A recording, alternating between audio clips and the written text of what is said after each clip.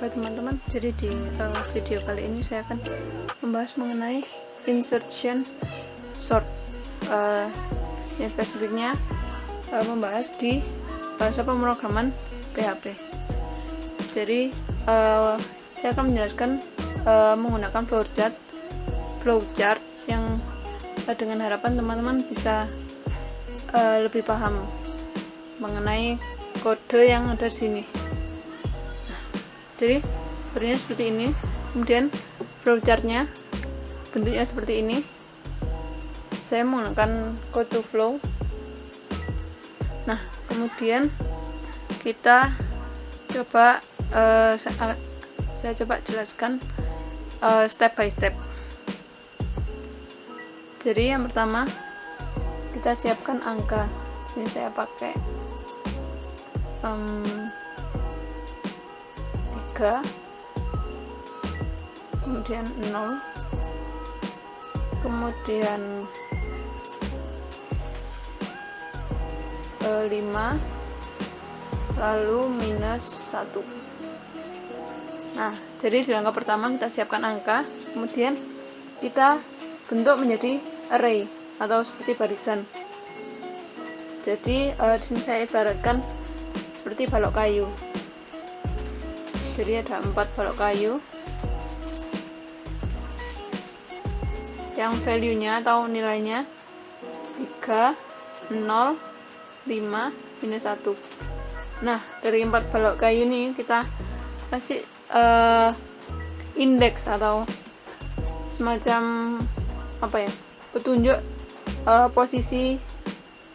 posisinya. Jadi di yang pertama ini indeksnya 0, sini 1, 2, dan 3. Nah, proses yang baru aja kita lakukan itu namanya array dari angka yang kita siapkan tadi.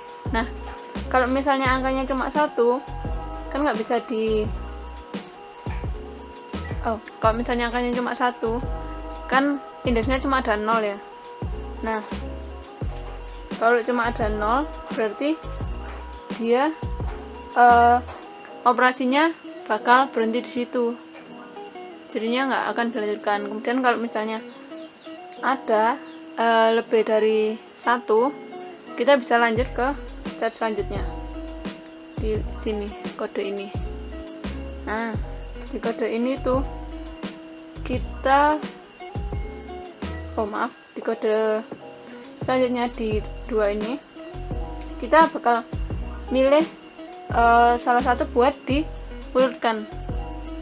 Jadi misalnya di sini kan ada 3, 0, 5, 1. Di sini saya ambil yang di indeks 1 atau angka 0. Ini kita kasih batas garis patah-patah. Nah, kemudian selanjutnya jadi yang angka yang kita ambil itu dinamakan $i atau $i. Kemudian baris sebelumnya atau di sini indeks 0 itu kita namakan $j. Sini $i. Nah, di sini kan $j, $i sama minus 1. Nah, kan berarti kan benar ya di sini. Posisinya di indeks 0. Nah, selanjutnya itu ini. Jadi dia itu punya prasyarat. Dia itu kalau misalnya pindah untuk dapat nilai true, dia harus J itu lebih besar dari 0 atau sama dengan 0. Jadi indeks di kolom ini nggak boleh kurang dari 0. Nah, ini kan udah bener ya, udah bener berarti indeks pertama oke. Kemudian prasyarat yang kedua, nilainya di sini tuh harus lebih besar dari yang sebelumnya, dari $i. Jadi kalau misalnya $j nya lebih kecil, dia nggak bisa pindah. Jadi di sini kan 3 ya. 3 sama 0. Nah, di sini kan 0 kan lebih kecil dari 3. Jadinya dia itu pindah ke sini, atau dia melakukan operasi yang ini, yang true. Jadinya ini pindah ke sini, 3-nya mundur ke indeks 1. Nah, jadi urutannya yang baru 0, 3, 5, kemudian negatif 1. Nah, yang selanjutnya kita ini kan ada kayak panah kembali lagi gitu ya. Itu kita itu melakukan pengecekan apakah 2 ini udah bener atau belum. Nah, di sini kan prasyaratnya J sama dengan 0. Nah, ini kan udah 0 ya, berarti kan dia yang benar 1, prasyaratnya memenuhi 1. Kemudian jadi nilainya di ini harus lebih kecil dari dolar $J. Nah, di sini kan nggak lebih kecil ya, berarti dia tetap di sini, jadinya dia false. Kemudian kalau false, kita biarkan dia di sini. Ini kan pengecekan yang ini tadi, pengecekan yang kedua kan hasilnya false, jadi dia tetap di sini. Kemudian urutannya baru kan seperti ini. Dan kita lanjut ke yang angka ketiga atau 5. Kita kasih garis patah-patah. Kemudian ini kan dia kembali ke sini ya. Nah, berarti dia itu ngulang lagi kayak tadi. Setelah dia ditentukan I-nya, ini kan jadinya I ya, I yang baru.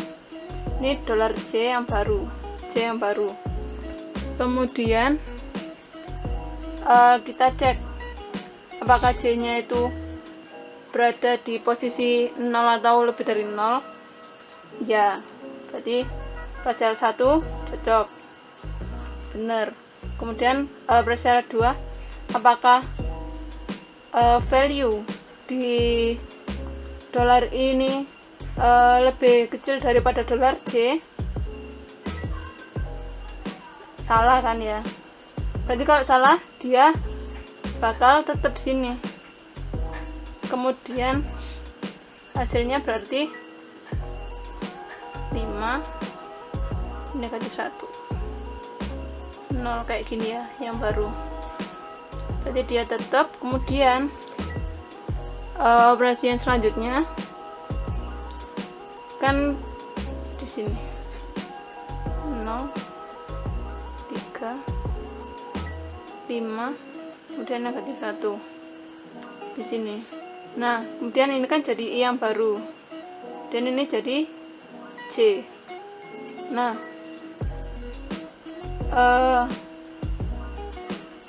kalau ikut yang prasyarat yang 2 tadi, yang di sini kita terapkan lagi, apakah J itu berada di indeks 0 atau lebih dari 0? Iya, berarti dia benar 1, udah benar 1. Kemudian yang kedua, apakah value di dalam ini lebih kecil daripada di dalam J? Jawabannya kan iya, berarti dia dapat 2 prasyarat, udah dapat. Kemudian berarti dia bakal pindah ke sini, dia bakal swap posisi, jadinya baru 0 dan 3, kemudian minus 1, kemudian 5. Nah, ini kan udah yang baru ya, dan kita cek lagi di sini. Kita cek kayak tadi, apakah prasyarat yang di sini tadi memenuhi. Kita cek. Jadi apakah sini J yang baru ya, maaf, sini I yang baru. Apakah apakah J ini berada di indeks yang lebih dari 0? atau sama dengan 0? Ya, berarti dia memenuhi. Kemudian apakah value yang ada di I ini lebih kecil daripada value yang ada di J? Jawabannya kan iya, berarti dia pindah lagi. Berarti yang baru 0, 3. Oh, mohon maaf, sini negatif 1 ya, sini baru 3, sini 5. Nah, kalau sudah seperti ini, kita buat lagi sini antara 0 dan negatif 1. Nah, 0 nya jadi J yang baru, I nya jadi negatif 1 nya jadi I kayak tadi. Nah, kita terapkan prasyarat yang ini tadi. Apakah J berada di indeks 0 atau lebih? Ya, dia ada di indeks 0, berarti kan terpenuhi. Kemudian apakah value di I ini lebih kecil dari value yang ada di J? Jawabannya kan iya, jadinya dia pindah lagi. Kemudian berarti jadi ini minus 1 nya di indeks 0, kemudian 0 nya ada di indeks 1, kemudian 3 ada di indeks 2, dan 5 ada di indeks 3. Jadi karena semuanya udah diurutkan, berarti ini prosesnya selesai sampai di sini. Jadi ini hasil akhirnya. Ini sebelum diurutkan menggunakan insertion sort, ini yang sesudahnya. Nah, kemudian di layar itu apabila sudah dimasukkan di Visual Code dan sudah diimplementasikan, jadinya itu yang awalnya arraynya 3, 0, 5 kemudian negatif 1 diurutkan menggunakan insertion sort, jadinya negatif 1, 0, 3 dan 5 di indeks 0 sampai dengan indeks 3. Sekian dari saya, terima kasih.